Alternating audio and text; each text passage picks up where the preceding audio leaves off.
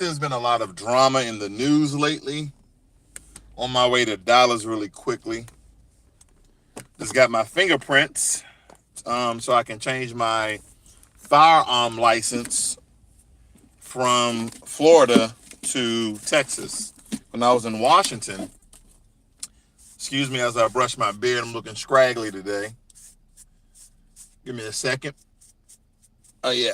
All right. Forgot to do that when I left. But anyway, just coming to get my fingerprints done in Texas so I can get my Texas concealed handgun license carry.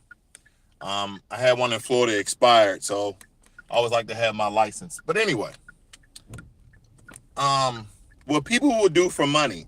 I know a lot of you guys are actually following the Derek Jackson story. A lot of you guys are following the situation that is behind that.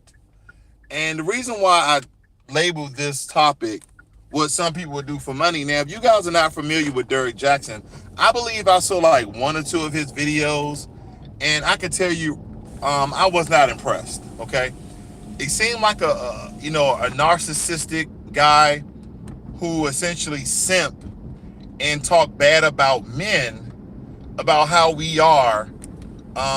And in some regards, he actually said some things about females, so I want to make sure I'm neutral on this.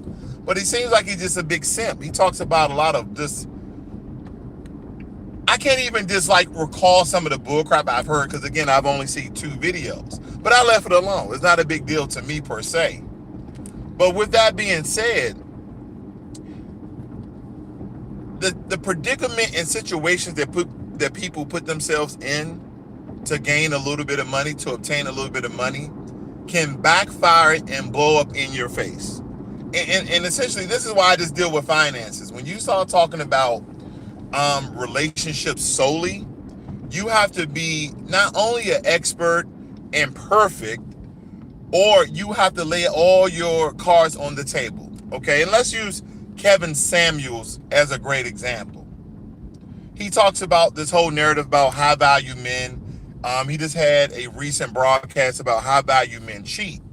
And essentially, I'm pretty sure he deems himself as a high value man.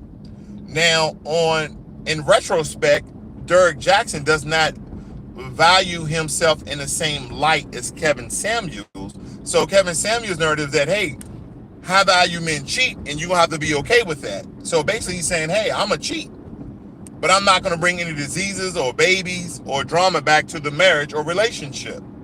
But basically he's saying he's kind of giving men in that category, including himself, a green light.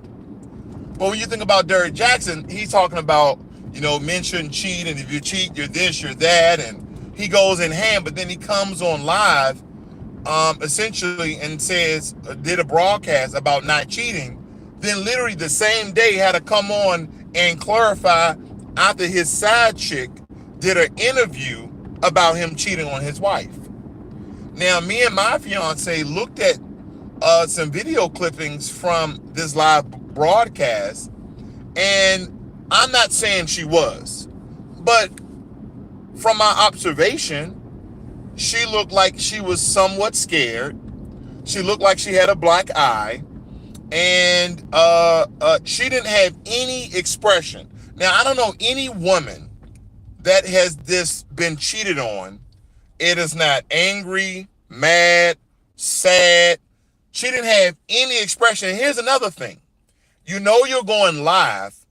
Why is your wife sitting there in the house going live? And I'm not saying this is above or beneath them, but she didn't look presentable, okay? She didn't look presentable. She had a hair bonnet on, and it just seems as though that a guy that cares about his image and how he looks, you would especially want to take care of your significant other and how she looks on camera. Okay, I digress on that. Then, if you guys looked at the video, did you see how tight he had her hand? Was that alarming to you? But it was definitely alarming to me. But again, men or women, when you solely go in on that you're a relationship expert and that you can do no wrong, and then you become a popular figure off the nonsense that you're spewing.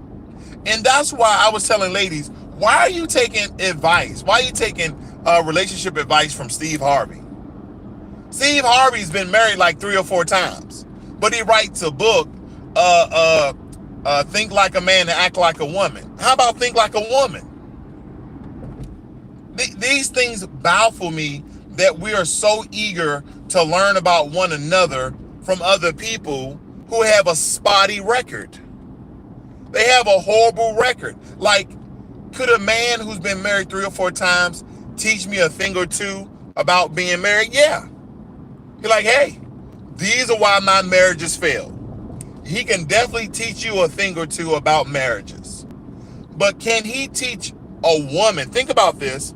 Can he teach a woman, telling her to think like a man and act like a woman? First and foremost, women are incapable of thinking like men because biology dictates that there are women and we think totally different. So that whole 90-day rule of making men wait, that makes no sense, because it goes against the anatomy and thinking of men. Men are like, hey, listen, I see a woman, she's beautiful, I want to have sex. That's it. That's how most men think. That's how, like, well, you don't even know me. That's you. You are a woman. That is your big thing. That is what you're all about. You want to know me in order to share your body with me. No, men are like, first date, second date, it's time to have sex. Okay, I like what I see. I like what I hear. Let's go. Let's move this on. Oh, I don't like to move fast. That's not how men operate. And here's the thing. Women need to take responsibility on this accord as well. Women do. Women should say on the first date, is he someone that I would like to have sex with? Some women are like, well, I don't know. No, first and foremost, women like to kind of flaunt this narrative that is not all about the physical appearance. Well, with men, our first initial stage is the physical appearance. Okay? The physical appearance is the first stage. So when we look at a Steve Harvey, we look at a Derek Jackson, I just throw my hands up. I just throw my hands up because they're essentially bashing men on the way we are. Okay? Not the way we practice to be. See, men don't practice to be cheaters. Men don't practice to be physical and visual. No, men, we don't go around and practice this. This isn't intrinsically in our anatomy.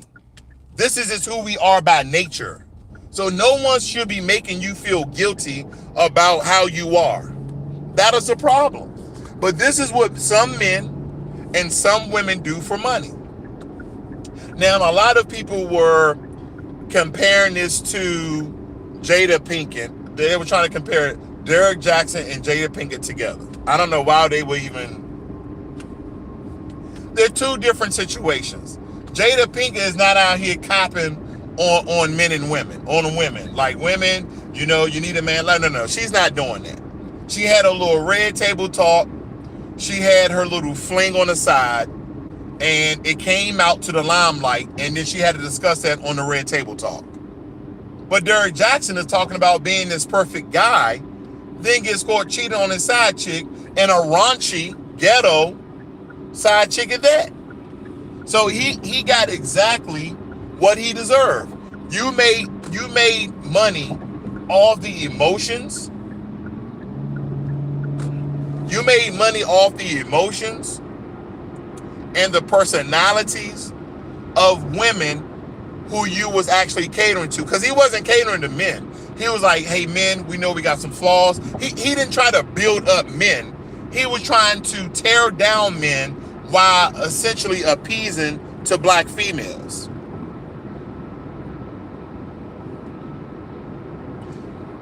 What some people will do for money.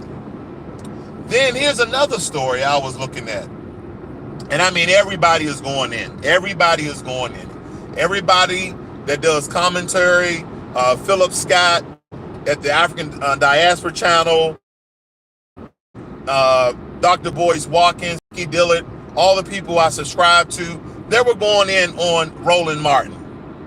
See, I want to say a couple of years ago, I was following Roland Martin for quite a while. Then I started seeing a lot of red flags, that things that really alerted me to his character, that he's essentially wasn't B1. He wasn't for black people. And we need to know the history of Roland Martin. First and foremost, he got kicked and booted from CNN. Then from CNN, he got kicked and booted from News Now. Now he started the Roland Martin Unfiltered show, and he's still caping for white Democratic dollars. And that's why you always see him on Democratic talking points and how he attacks Republicans and attacks independents alike. My thing is, if you're for black people, this is me. This is me. This is nobody else's perspective of mine. If you are for black people, then you shouldn't be affiliated with any political party. You shouldn't be affiliated with any political party because you want the best situation, you want the best policies for your people. But we need to understand that Roland Martin is not a foundational black American. His roots do not stem in America. His parents, his lineage stem from Haiti. So when we start talking about reparations, I don't know if you guys ever listen to Roland Martin, but you ever talked about reparation, he always deflecting he always deflecting the conversation. He always are deflecting the main points about reparation because he understands that he will not get reparations because he is not a foundational black American. He is his lineage roots from Haiti. And I'm not hating on Haitians or anything like that, but every group of black people from around the globe needs to protest, need to fight for reparations from those Western powers that actually put your people in slavery. So if it's Jamaica and Trinidad and Tobago and all those Caribbean companies, your fight, your protest is with the Western European powers. That's where you're supposed to get your reparations from. But what happens is, a lot of them, they come over here, and this is all about money. They come over here and they undermine foundational black Americans, and foundational black Americans are simply people whose roots stem from, and some of us even prior to slavery, and those who were slavery. And they're doing this whole HR 40 mess. Listen, I was looking at a broadcast where Roland Martin was on, and he was interviewing this 21-year-old. This 21-year-old actually started a school for black boys. I believe it's called the X School for Blackboys.org. The X School for Blackboys.org. I went and donated some money to that school. This brother is 21. Okay, this brother is 21. He started a school. He got donations, got together. He actually housed a lot of these homeless and these boys who were stricken with violence in their neighborhoods, who were targets. I mean, he's taking those and building up our black children like no other person has. Now, again, people were trying to compare this to Dr. Umar Johnson. And I'm like, listen, why do we have to build one guy up while we tear another guy down? I believe that their fight, I believe that their what they're trying to create in the community is different. That's what I believe. But I'm not going to tear down Dr. Umar Johnson because we've been waiting 3 or 4 years for this academy where this brother has went in at the age of 21 and has been housing, teaching, and he has a whole community backing him. And he's at the age 21. It kind of reminds me of Fred Hampton. Fred Hampton got killed at 21, but he was already world known for his activism in the Black Panther Party. Okay? And the name of this guy, if you want to look him up, his name is King Randall. King Randall, K-I-N-G, King, and then Randall, R-A-N-D-A-L, Randall, okay? And you can look him up, and you can absolutely, like I did, donate to this great cause, just like I donated to Dr. Umar Johnson. Now, whatever he's doing with the money, I don't know, family. I don't know. I know a lot of us would like to see things instantaneously happen. Ladies and gentlemen, this is not how things work. You donate money, and you're thinking a week or a month later things are going to happen. Then some of you will go into, well, it's been a year, it's been 2 years. I know what the brother's trying to do, but I don't know on a detailed level. But I know he's trying to build an academy that have different campuses. So what he is doing, in my opinion, is a bit larger than what King Randall was doing. But people love to see results. So that's why they're building up King Randall and tearing down Dr. Umar Johnson. I just say, hey, listen, if you care for one but not the other, build the one you care up for and leave the other alone. Let's not tear down our own people. See, this is the system of white supremacy where we have our own people infighting against each other. Just leave them alone. Just leave them alone. If they're not essentially on your path of what you would like them to do with your money that you may have donated, then leave them alone. Why do we have to tear down one black man to build another black man up? And again, I said this to my fiance the other night. Here I am, I'm looking at Kevin Samuels because his commentary is very entertaining. He has a really good show. I'm not promoting, but it's a really good show. Like, it's entertaining. I'm looking at Kevin Samuels the other night, not last night, but the other night. And I've looked at Tariq Nasheed live. I looked at Dr. Boyce Watkins live. I looked at the Black Truth live. And I was comparing how many people tune in to be entertained or to be educated. When it comes to the Black Truth, also known as Jason Black, the Black Authority, I'll see anywhere from 2,000 to 4,000 live on his channel.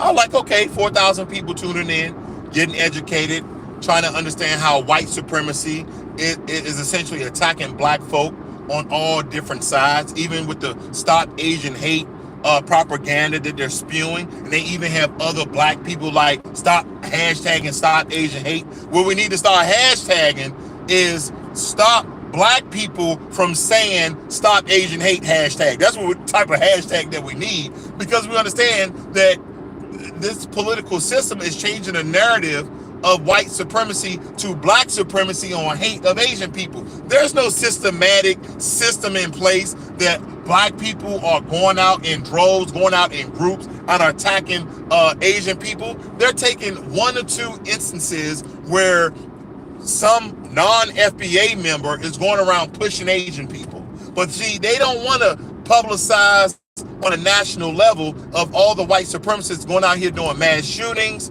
They're killing Asian people, they're beating up Asian people, etc. But let me move on. I was about to go somewhere else with that. Looking at the Black Authority with his 2,000 to 4,000 people live. Then I go over to Tariq Nasheed's. Here's to go up to 10,000, 11,000 live. That's the most I've ever seen, is around 10 to 11,000 people tuning in to Tariq Nasheed live. When I go over to Kevin Samuels' channel the other night, it broke a record. He had 31,000 people live looking at his show. And I was so flabbergasted, because I'm like, listen, relationships are important, and understand how men and women work and what's our roles, and you want to know about a high value man and what's a high value man. And I got it. It's important to you. But do you understand? Do you understand that learning about the systems that we're living in, I'm not saying that one is more important than the other, but I'm still trying to figure out why in the hell do Tariq Nasheed and the Black Authority and Dr. Boyce Watkins don't have 30,000 people live on their show. It show you once again, because majority of the people that were live were black people. That's the majority of Kevin Samuels' audience. Sometimes he have some Hispanics on there. Sometimes he have some white people on there. But the majority of his audience is white. Is black. And I'm so flabbergasted, like, this is what I'm talking about. This is why Financial Literacy 101 doesn't have a lot of subscribers. I'm only at, 14,000 people, because the real issues in our community, people do not want to learn and know about. People don't want to fix their finances. They just want to fix their credit score so they can go out and attain more debt. But they don't want to learn how to invest. They don't want to know how to get out of debt. They don't want to know how to build their savings account. They don't want to know these things. And when I think about Jason Black, Philip Scott, Tariq Nasheed, Dr. Boyce Walken, Professor Black Truth, and their commentary, Vicky Dillard, Demetra K, all of these black prominent people giving us information and making us aware of situations that how white supremacy is essentially part of every single entity in America and how it operates. I don't see people tuning into that. But we would tune in to relationship information, not advice, but information from Cameron Samuels, which again, I'm a subscriber of his and I like his show. But it's a show that's giving people good information. But how is that more important than your bottom line? How is that more important than your finances? It tells me that essentially, I guess, women who go on there, all of them are saying that they want this high value man, but none of them want to be a traditional woman. Like, it blows my mind what people do for money. People, men and women will sell their bodies for money. They got male gigolos, right? Men and women will sell their bodies for money, but they won't learn about how to manage their money. I mean, Dr. Boyce Watkins has a whole platform of different sorts of websites to teach people. Even myself, I have a website that people can go and get appointments and learn about how to manage their money, how to invest, get out of debt, etc., etc., etc. But I realized that we are dealing with immature adults. I don't know what's wrong with Generation X. I don't know what's wrong with millennials. I don't know what's wrong with Generation Y. But a bunch of us are so darn immature. Some of us are so darn immature that we're not understanding the very fabric of your being has to deal with finance and how to eradicate and how to identify white supremacy. And by the way, my website is rossworldfinancial.com. rossworldfinancial.com. Thank you, Stephen. I appreciate that. I have one of my brothers in the room right now, Stephen Gardner. He has a large following. His channel is Stephen Gardner as well. Thank you for your support. But these are the issues essentially in our community because we put entertainment over finance. We put entertainment over education.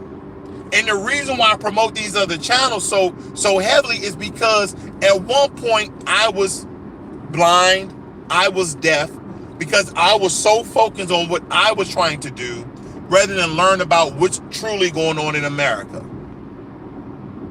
What's truly going on in America. Now let's talk about what people do for money. I saw a video clip of some Asian Americans basically calling out to the black community, and they talk to like the black community like we're a monolith, like all black people know each other, like all black people know each other. No, we do not. Not all black people think alike, talk alike, dress alike, sound alike. So we're not a monolith. But I'm just calling out to the black community for you guys to stop the Asian hate. Where did this come from? Like, think about this, ladies and gentlemen. We understand how things exist, but a lot of times we try to define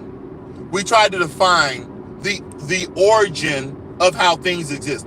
Where did this Asian hate that came from black people spring from? It's like Donald Trump was in office. Donald Trump lost the election. Joe Biden came in office in January. Here it is, March, 2 months later, and we're talking about stop Asian hate. This is propaganda. This is propaganda from mass media sources. I don't know if it's from the left. I don't know if it's from the right. It doesn't even matter at this point.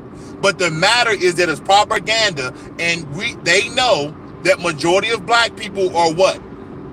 Majority of black people are Democrats, and they subscribe mostly to what? CNN and MSNBC. The problem is you guys don't watch black news channels. And there's something like black news channels. What's that? Black news channels are channels that real black people speak on black issues. I'm not saying don't go watch your mass media, because you'll find out some information there, but you solely tune into those things. What people do for money. What people do for money. And you have to educate yourself to see what you're not normally seeing. This is the issue that our community goes into. We're so darn blind, and we're so easily convinced on bullcrap. We're easily convinced on bullcrap. Well, CNN said that there are black people in California hurting Asian people. Oh, okay, so how many instances were there? Oh, it was about 3 or 4 situations. So you mean to tell me that black people systematically are going out and attacking Asian people? And the answer to that, family, is no. We are not doing that. I don't have any hate or animosity towards an Asian person, let alone a white person. The thing about we can't get equality, we can't get black empowerment, because we are judging based on the color of our skin. See, the whole narrative that, oh, I would like to judge people on their character and their personality, that doesn't exist in America. That doesn't exist. That's not what we do. They judge people on the color of your skin. Automatically, if you see a big black guy, you ask him what sport he played. Oh, you don't play no sports? So you sing? You must dance. See, that's all we, no, I'm actually a businessman. You're a businessman. Oh, it must be in the music industry. This is what we get. Oh, no, I actually deal in finance. Oh, finance. I've gotten that.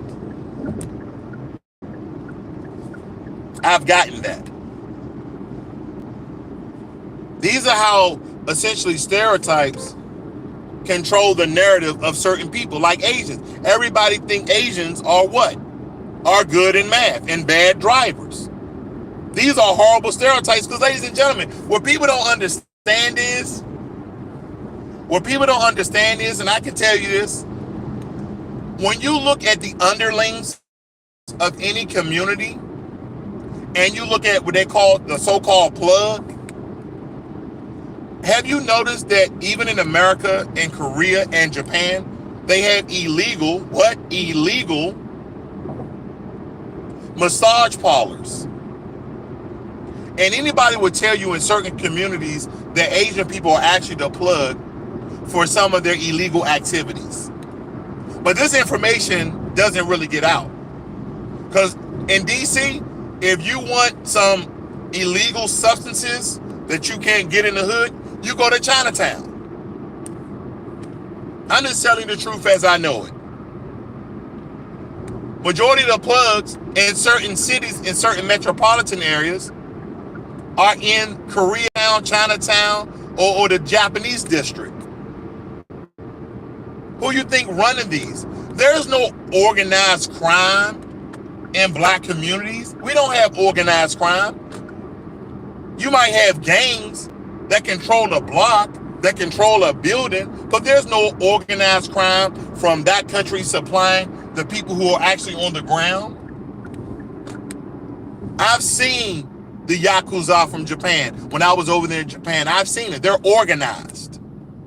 Just like the cartels in Mexico, they're organized. The cartels in Guatemala, they're organized. The mafia out of Italy, they're organized. Show me any black group that stems from another country that has a system, a pipeline to supply their underlings in another country systematically. We don't have that. But this is what some people do for money. See, Roland Martin, and I'm still subscribed to his channel, but not in the way that you think as far as supporting him.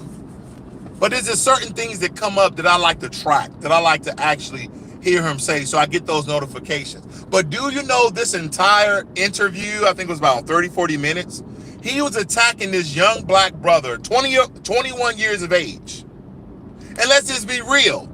This brother at 21 years of age did more than some of us have done in our whole entire lifetime. Let's be real. Give me a thumbs up. Give me a thumbs up if you know I'm telling the truth. This brother at 21 has done more for the black community than some of us have done in our entire lifetime. You know I'm telling the truth. But see, that's why I went on his website, and again, his name is King Randall, and I supported that brother. I donated some money to that brother. Now, I didn't support $3,000 like Dr. Boyce Watkins did, because I don't have Dr. Boyce Watkins' money. But nonetheless, I supported, a couple of hundred. But this is what we need to do to empower ourselves. And the main thing this brother was trying to tell Roland Martin was trying to deflect the conversations like, what about voting? What about voting? What about voting? And this brother was basically like saying, what has voting done for us? What has voting done for black people? What has voting done for black people on a systematic level?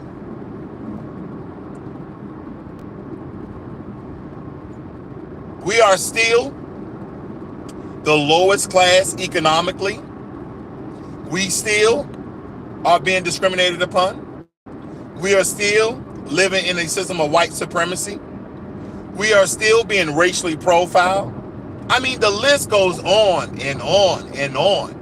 And I know you guys have heard it a long time, so I'm not trying to drill this in your head. But when I see someone who looks like me publicly tear down somebody else that looks like me, and the only thing that young brother was doing was positivity, is taking young black men off the street, giving them a place to live, giving them a sense of pride and dignity, and then educating them, and then employing them and giving them skills, in order out so they can create their own way and path. And then I say, what is your narrative? Why are you doing this? And then I realize Roland Martin is only but a Democratic shield. He is a Democratic puppet. And he only talks about Democratic talking points. See, this is the problem when we sign on to things without information, where we just automatically, I'm a part of this organization. I'm a part of this movement. Because now you see Samir Rice's mom, Samir Rice, talking about Tamika Mallory, Benjamin Crump, and the Black Lives Matter organization, how they're making millions of dollars off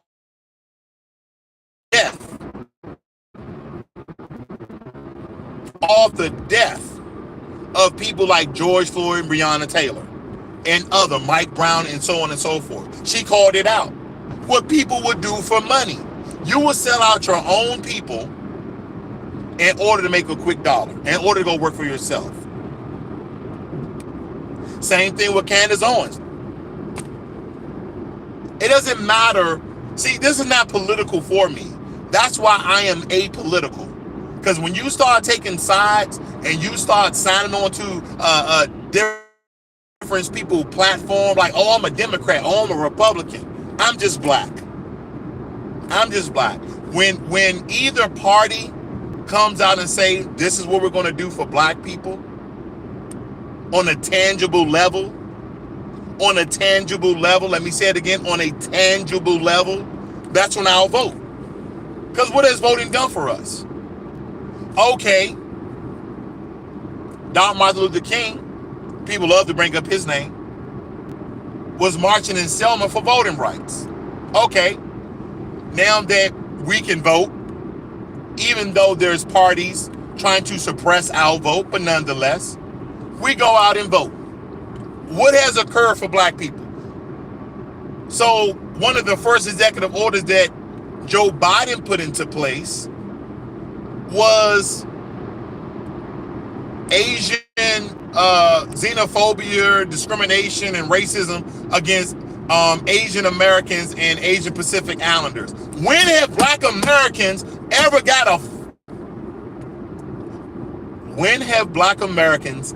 gotten an executive order of protection from the president?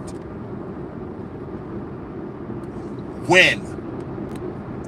When have we as a group ever got... Black people are the ones that have fought for all of the during the civil rights movement, during voting. We're the ones who have fought for all of the rights for all the other immigrants that came to this country who has benefited from it. But it has done us no good. It has done us literally no good.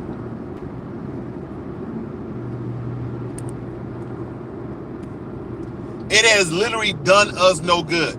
But this is how people in blackface... I want you guys to hear me here. Black people in blackface don't mean they're real black people, okay? Just because they look like you don't mean they for you. All of this, family, has to do with money. Al Sharpton, when he comes out and try to stop the looting and all of these other protests, it's for the money. Benjamin Crump, instead of going and trying to prosecute people, he settles because it's for the money. All of this is about money. Roland Martin tearing down King Randall. It's about money. He wants another major media role for money. It's all about money, family. What people would do for money. Derek Jackson came on his channel live with his wife. He did that for a reason, family. He wanted to show them in solidarity together, saying, I still got my wife, and she ain't mad at me, but she ain't saying words. She just shaking her head. So he can keep majority of his viewers, majority of his subscribers, majority of his supporters, because it's about money. And see, this is why financial literacy 101 exists, is to teach people about money so you don't have to go out there and kick for other people for money. People are selling their soul. See, if you're a part of any religious sect, selling your body for money is probably one of the worst things that people can do for money. But I can tell you this, selling your soul is worse. Selling out your people is worse than selling your body for money. And all these people I name here today, they sold out their own people for money. Candace Owens sold out her own people. I don't care her political affiliation. Sold out her own people for money. Roland Martin sells out his own people with all his black bougie bootlicks up there, buck dancing and tap dancing for Zaddy in order to get some crumbs from the master's table.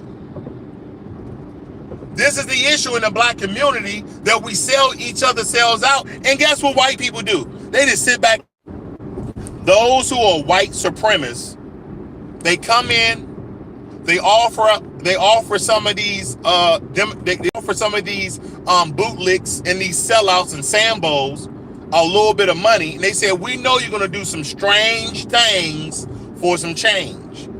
Oh yeah, yo, yeah, master, we're gonna sell out the black. That's what they do. They undermine us.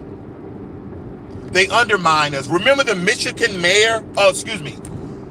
The Nigerian guy who was running for the governor of Michigan was talking about changing Black History Month in Michigan to American History Month.